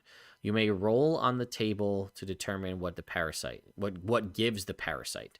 Cthulhu, Tharizdun, Dendar the Night Serpent, Gonadar, Zargon the Returner, and That Which Lurks. Very cool. I like that. Just Cthulhu, just throw it out there. All right. Fractine. Whoa! It's like a mirror monster? Neat. Okay, let's see. A Fractine is a bizarre two-dimensional creature that flies through wild space in the Astral Sea, folding and refolding like a piece of origami. When it encounters another creature, it flattens into a plane that resembles a trapezoidal mirror between 9 and 13 feet tall. People who've encountered them attest that the creatures are intelligent and often allow themselves to be used as scrying sensors. Their reflective surfaces substituting for the mirror needed to cast certain divination spells. Okay. Fractine attacked by falling on its targets, dealing damage as it passes through them. Okay, and it is challenge rating 9. It is a large construct, which is neutral. Pretty much immune to every condition. Blind sight 360 feet. That might be the longest range of blind sight we've seen so far. Magic resistance. It can be used as a scrying focus. It has 2-dimensionality, which it can occupy another creature's space and vice versa. It can move through other creatures and objects as if they were difficult terrain. It doesn't need air, drink, or sleep. It does mean it needs food, though.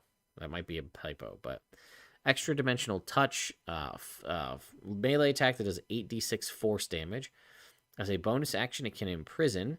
Targets a creature of its size or smaller. They must make a dex save or be imprisoned in a demiplane.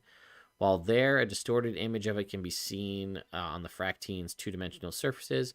The demiplane moves within with the Fractine as indestructible and opaque walls, and is only as big as it needs to be to contain the target, which doesn't suffer from hunger or thirst while imprisoned. No creature can enter the demiplane, and the Fractine can't be harmed from within the demiplane. It can only imprison one creature at a time. If it's reduced to 0 hit points, any creature in the Fractine's demiplane is released instantly. They reappear in an unoccupied space close to it. You can leave it with plane space, like planar travel, plane shift spell. And its reactions are mirrored damage. In response to being damaged by a creature within 120 feet, it forces that creature to make a con save or take 8d6 force damage, half on a success, or split. When a large Fractine that has at least hit points remaining takes bludgeoning, piercing, slashing, or thunder damage, it splits into 2 medium Fractines. The new Fractines occupied the space formerly occupied by the original, and each new Fractine has hit points equal to half the original's rounded down. If the original Fractine had a creature trapped in its demiplane, that creature is released when the Fractine splits, reappearing in an unoccupied space as close to the new Fractine as possible.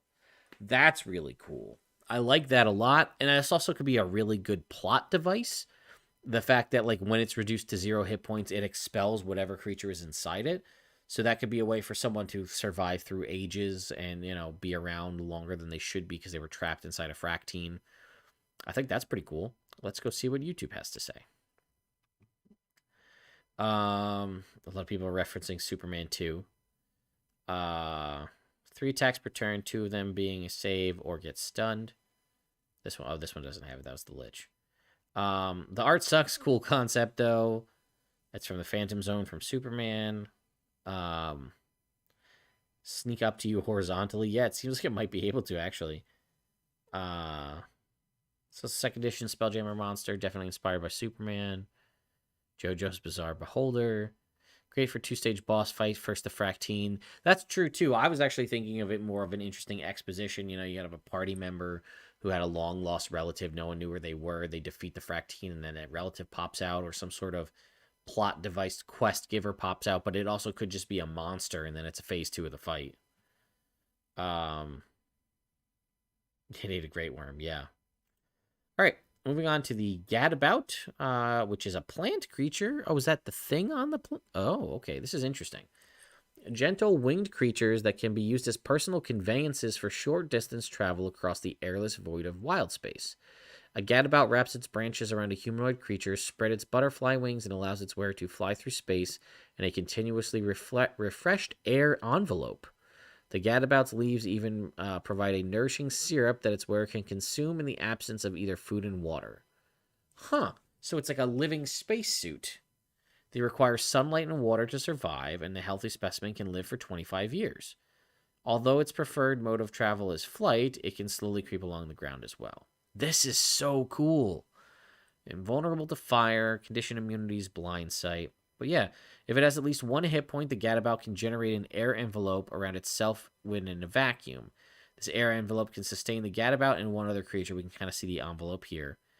It also can attack, right? It can make 1d4 plus 1 damage on its branch attacks, and then wrap.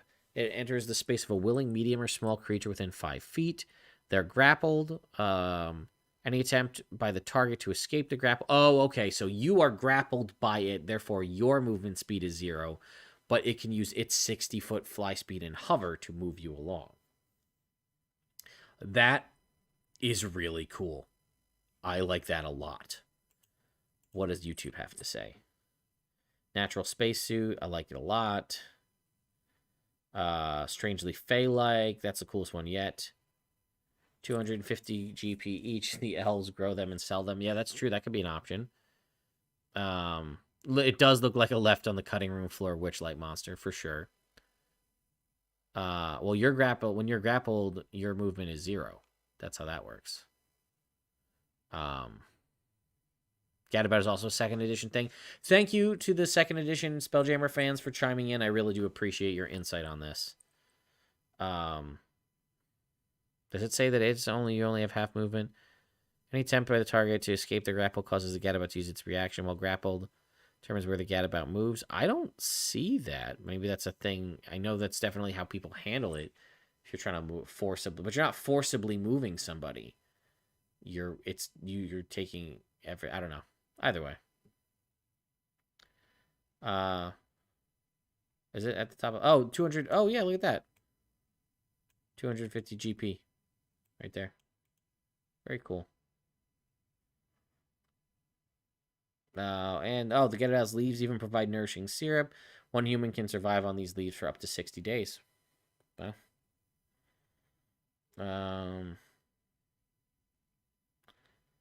grappled.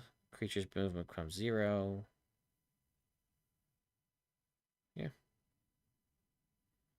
That's very cool. I like that a lot.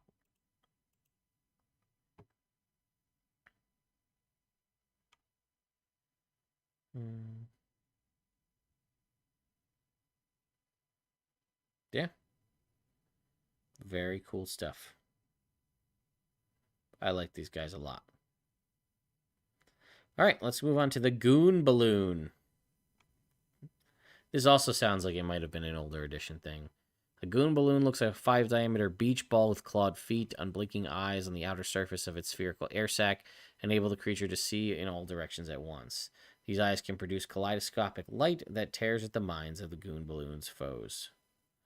An evil, chaotic evil aberration with a challenge rating of 1/8.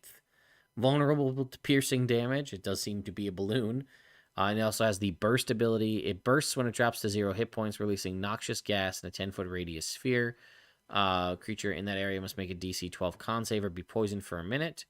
Poison creature can repeat that save at the end of the turn. It doesn't need air, food, or drink. Makes 2 claw attacks, which do a d6 damage. It has a scintillating eye. One of the Goon Balloon's eyes targets one creature within 30 feet. They take a d12 psychic damage on a failed wisdom save. And it can float up to 20 feet vertically in one direction without provoking attacks of opportunity. It ends... if it ends, it's suspended in the air. It hovers in place. But it also doesn't have a fly speed, so I guess it can only just float and hover, but not actually do anything. Let's see. All kinds of things you can do with a 0 movement rate while it moves. In my Spelljammer box set to the Goon Balloon. Let's see from let's see. Sounds like it belongs Wild Beyond the Witchlight. This also could be a Wild Beyond the Witchlight. Yeah. I think this is an update to an old 1st edition monster called a Gorbel. It was a ball with legs and eyes and exploded when stabbed. Goon Balloon sounds like a goon bag, which is Aussie slang for a cheap cask of wine in those silver bags. Interesting.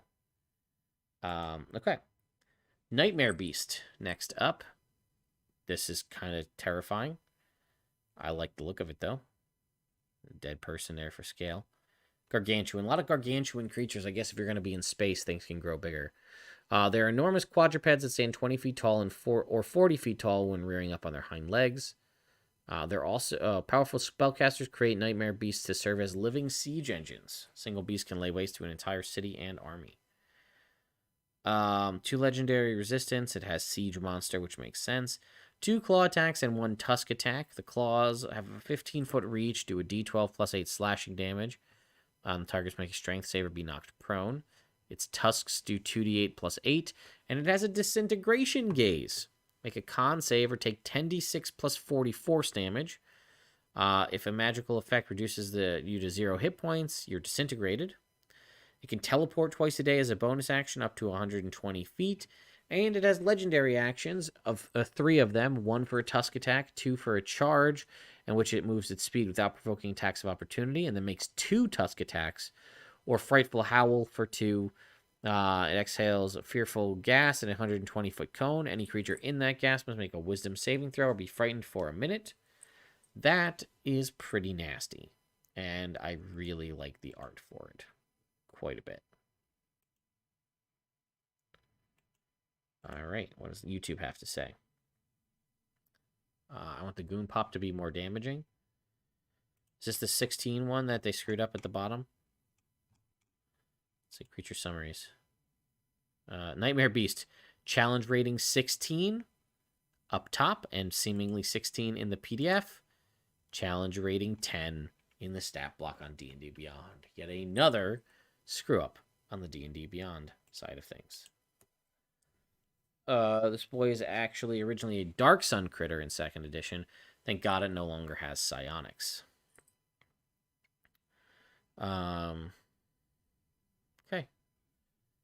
Let's keep going. The Puppeteer Parasite. That's cool looking. Challenge rating 3. Neutral Evil Aberration. A Puppeteer Parasite looks like a rubbery amoeba the size of a dinner plate. Its dorsal surface is soft and glossy, while its ventral surface is lined with bony hooks. It uses its hook to attach to a wall or ceiling until suitable prey passes. Parasite that comes in contact with a humanoid hooks onto it. They can drain the creature of life energy and uses it as transportation. It can also impose its will on the creature. So, let's see. Telepathy, blindside out to 60 feet, vulnerable to radiant damage, resistant to fire, necrotic, and poison. Doesn't need air or sleep. Its cling attack does 3d6 plus 2 necrotic, and it clings to the target. While attached, the parasite can't make any cling attacks. It can detach with 5 feet of movement. As an action, a creature within the reach of the parasite can try to detach it with a strength check. Consume life. It does 3d6 plus 2 necrotic damage to a creature it's attached to, and it regains hit points equal to that damage. And then as a bonus action, once a day, it can use its psionic suggestion to cast the suggestion spell, requiring no spell components and using intelligence as the spellcasting ability. Interesting. Space Roper. Head Crab is a good analogy, I would say. Facehugger knockoff, possibly. They said these will not show up in the books, so these are separate. Metroid, also another good example. All right, moving on from there, we have the Star Lancer. This is what I wanted to see. This dude, I assume it's the thing that's here being ridden, not the person on the back. Drifting in the astral sea are the petrified husks of dead gods, their colossal bodies riddled with natural tunnels and caverns. While exploring the innards of one of these dead gods, Githyanki Xenomancer, that's cool, found a vast cavern containing scores of winged creatures they had never encountered before. The cavern's denizens used telepathy to question the Githyanki interlopers, who promptly suggested an alliance. The winged creatures quickly developed a fondness for the Githyanki. The Githyanki refer to the winged creatures as Star Lancers, Vakrel in the Gith tongue, and come to realize Star Lancers are reincarnations of the dead god's most ardent worshippers. When a Star Lancer dies, its soul instantly returns to the great cavern that forms the hollow heart of the dead god. There, the soul becomes housed in a body of a new, fully grown Star Lancer that rises magically from the cavern floor. As long as the dead god and its great cavern remain intact, the number of Star Lancers in the multiverse is finite and never changing. A Star Lancer resembles a shark. Githyanki are fond of using them as mounts, riding them across the astral sea. These things are awesome. They're a celestial creature as well, which is kind of cool. Challenge rating 2, telepathy out to 120 feet. They have flyby, which is awesome. Their horn does a d6 plus 4 damage. And if it moved at least 20 feet before using it, it does an extra 3d6 piercing. And invisibility cloak. The Star Lancer and one creature riding it, chosen by the Star Lancer, magically turn invisible. This lasts until the Star Lancer or a creature riding it attacks or casts a spell, or until the Star Lancer's concentration ends, as if concentrating on a spell. Any equipment worn or carried by the invisible creature is also invisible for the duration of the invisibility cloak. This thing is freaking awesome. It's like a flying space X-Wing shark. I love it. What does YouTube have to say? Space shark. Holy the Spelljammer alt cover. All right, I haven't seen that yet. Yeah, that's a Gith writing it. Avatar art is A1. Is this prequel adventure on D&D Beyond? I don't think prequel adventure comes out till July. The best new Gith mount so far. Space Soul Sharks. Paladin mount. I'm so stoked for Spelljammer. That is 100% pattern after the Goblin Shark. Agreed. You can see it with the horn kind of protrusion. Goblin Shark. New Paladin mount. I shall call him Cuddles. This should definitely be for Find Greater Steed. Agreed. It's a little strong, though. Challenge rating 2. But still. I'd absolutely allow this for Find Greater Steed. My next Paladin mount. Yeah. A lot of people want this is a Paladin mount. Came from the innards of a dead god. Yeah. And then we have last is the Yggdrasil, which I assumed had something to do with the world tree Yggdrasil. So it's a gargantuan plant creature. Thought to be casts off splinters of Yggdrasil, the world tree. Yggdrasil look like gigantic dead trees covered with barnacles. They fly through wild space in the astral sea with their topmost branches leading the way, and their withered roots trailing behind them. Each one has its own gravity, plane, and air envelope. They attack any settlements or spelljamming ships they come across. By using a Speak with Plants or similar spell, someone might be able to convince it to break off its attack, but the monster's innate hatred of other living creatures is extremely difficult for it to suppress. It says they can make landfall and try to hide like other trees, but it seems like it's pretty rare. All right, challenge rating 7, blindside 120 feet, immunity to lightning, resistance to bludgeoning and piercing, and immunity to several conditions. Cavities, it says, has 1d4 plus 2 cavities in its trunk.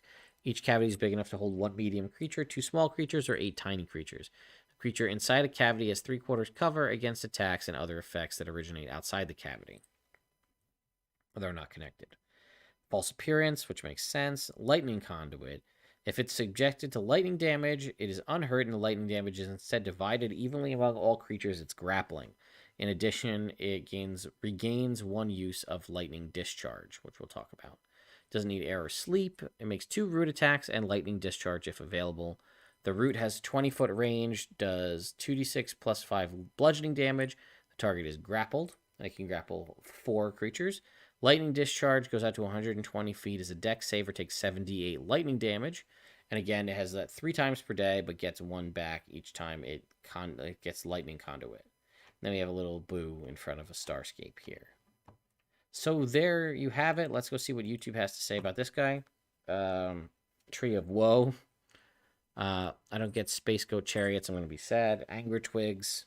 More like Yggdrasil. More like... Or Yggdrasty. More like Ygnasty. Ha ha ha. Unaligned. Unaligned is common, I think, for beasts and plants, so that makes sense. Have this team up with a Shocker Lizard or Will-O-Wisp. Yeah, so it can just self-generate. Yeah, that's dangerous. Sentiment Housing for Hood Pixies. Angry Root Monster. Could a Druid wild shape? No, Druids can't wild shape into plants. But yeah, very cool stuff. So that was awesome, seeing all of these new monsters. Now, a reminder, Monstrous Compendium Volume 1 Spelljammer creatures, the 10 creatures that we saw and went through here today, are available for free for anybody. You can get them on D&D Beyond or get a PDF of them on the Wizards of the Coast website via your Wizards account. I'm going to check my email or my tweets to see if Ray Winninger got back to me. He did not yet anyway. So, I'm getting a phone call, but I'm just going to ignore that because I don't know who that is. Is it going to serve as a type of ship for smaller creatures? I don't think so. It might not be the first mention of Yggdrasil in 5e. I think it's been mentioned before, but definitely one of the few mentions there. So I think that'll pretty much do it for us here on at least covering the monsters. So that was Monstrous Compendium Volume 1 Spelljammer Creatures. So thank you to everybody here on YouTube who is watching this one live. And thank you to everybody out there in YouTube land watching this later. If you haven't subscribed to the channel, please consider doing so. We all do that stuff. And I'll see you all next time. Okay, so now I got that video done. I can just cut front and back, and we have that. So we're good now. If we can continue on here. Now, a lot of people have been mentioning to me that they saw like alt art covers and stuff. Let's go see what we can find. Oh, we're not done. We're still going. Because I feel like we can still talk about stuff. What? I don't want to go to the D&D website. Stop taking me. Did they redo the website? Oh, they did. Okay. Let's go take a look at the Wizards of the Coast website here. No, I was just ending the video so that I don't have to do work in post, because I hate doing that. All right, so here's the Wizards of the Coast website as it stands right now. So here's where you can sign up for the digital content. Spelljammer's Adventure in Space. Welcome to the party, D&D Beyond. Okay, so that's pretty much it. So let's go ahead and click this Spelljammer Adventures in Space. Okay, so we can see, oh, so there is 2 covers. Okay, take a look. Can we open this? A new tab and zoom in on it. So this is the standard cover. You can see our 364-page books. Now these books look huge comparatively, so I think that's just stock art. Here's our you know, our D&D, our DM screen and our box. But check it, there's an alt art cover down here. Look at this. This is fantastic. We've got Boo on the Boo book here. We've got this chick here, and then it looks like that's maybe is it a GIF? Mind Flayer, I think, over here. Very, very cool. And this, again, was the Hydra 74 art that we had seen teased before, showing Boo with these kind of...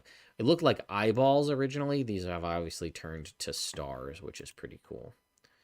And I assume, let's see, there should be a link. Usually there's a link right here to Amazon. We can go. Yeah, here it is. So $69, again, confirmed price. So if we were to click on that, yeah, $69.99.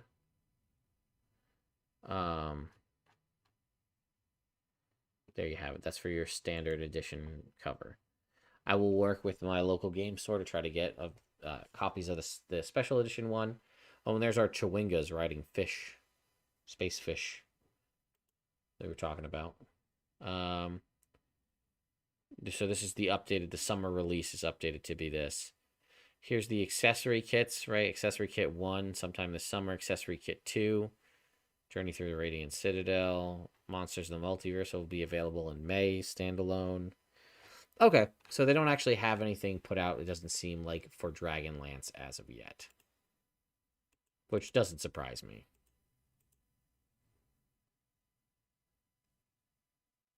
I'm not going to try to zoom in on the DM screen. I'm sure they're going to give us more information as we go on. Roll20 already sent out an email with additional content for Spelljammer, so they must have been working with WotC behind the scenes. So maybe they're not working on an in-house virtual tabletop for D&D Beyond. I wouldn't be surprised if they are. They still have licensing agreements with things like Foundry and Fantasy Grounds and stuff like that. That's, yeah, I think those are stock images with just like a cover wrap on them. I don't think they were, those didn't look like 64 pages long. So, well,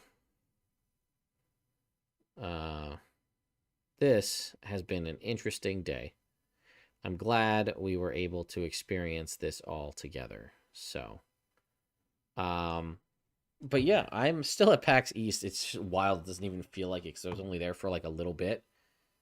And then I'm back here in the room to do this video and hang out with all of you awesome people.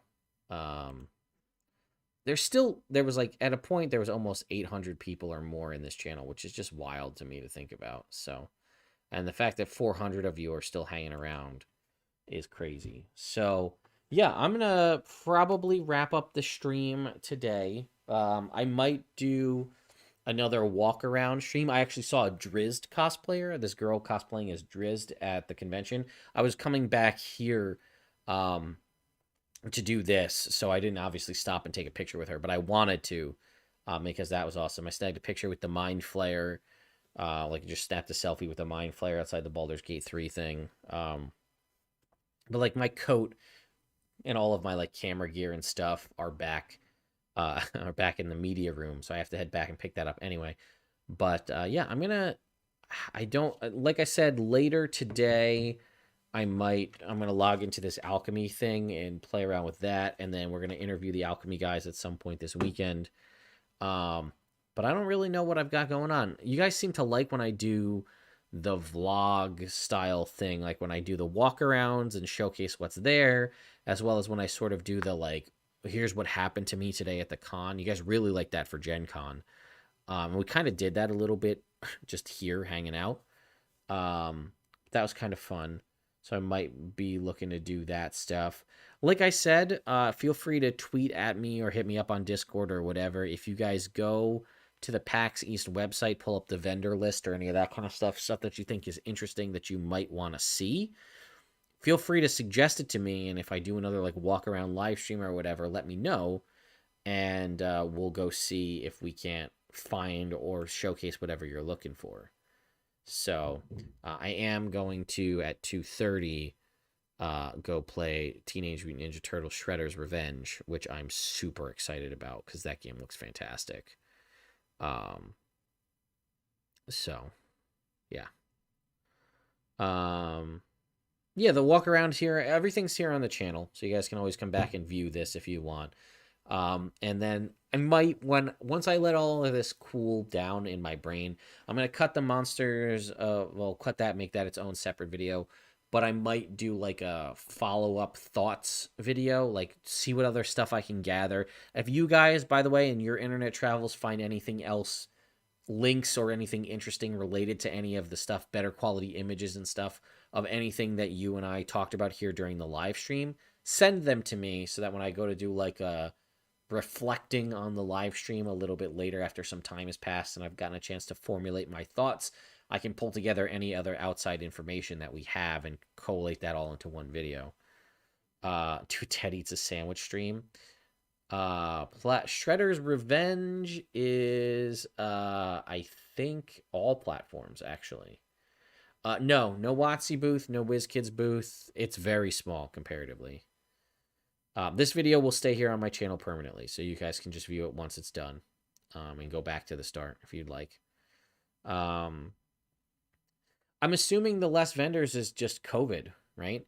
There's no AAA studios here. The only AAA studio here is Gearbox, doing a Tiny Tina's Adventures in Larian, right? No Microsoft, no Sony, no Nintendo, no Blizzard, no Bethesda.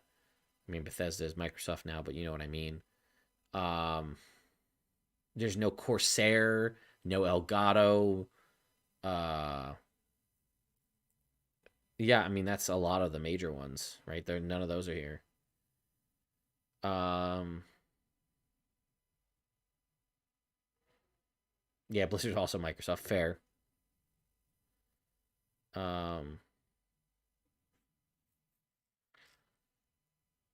Yeah, I guess that's kind of, you know what, E3 went away, right? E3 is not going to be here, so maybe that they're just not going to do that kind of stuff anymore.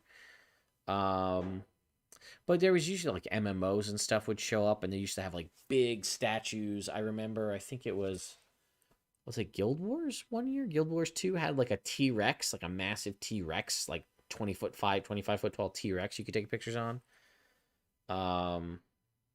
Yeah. So it was a little, it's a little disappointing, right? Honestly, you have our memory of this thing from 2020.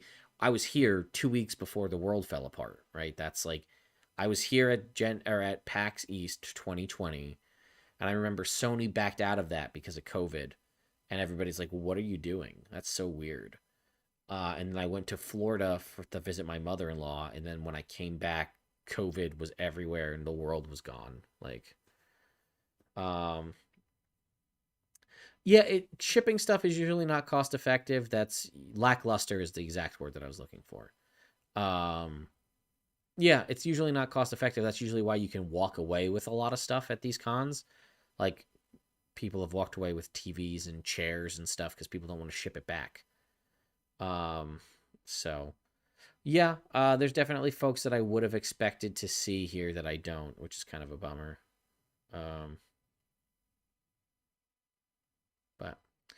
Anyway, thank you all so much for hanging out. Maybe we'll do some more, if I don't have much to do this weekend, we might be doing some more live streams and hanging out and chatting and whatever else. But if you're here at the con, come say hi. Come get some. No, Boston's not as bad as New York City. Nothing's as bad as New York City. But yeah, I'll be around. I've got swag. That's what this whole box is over here. Is just full of dice and stuff like that. I hope you all have a wonderful weekend and rest of your week, and I will see you all for real next time.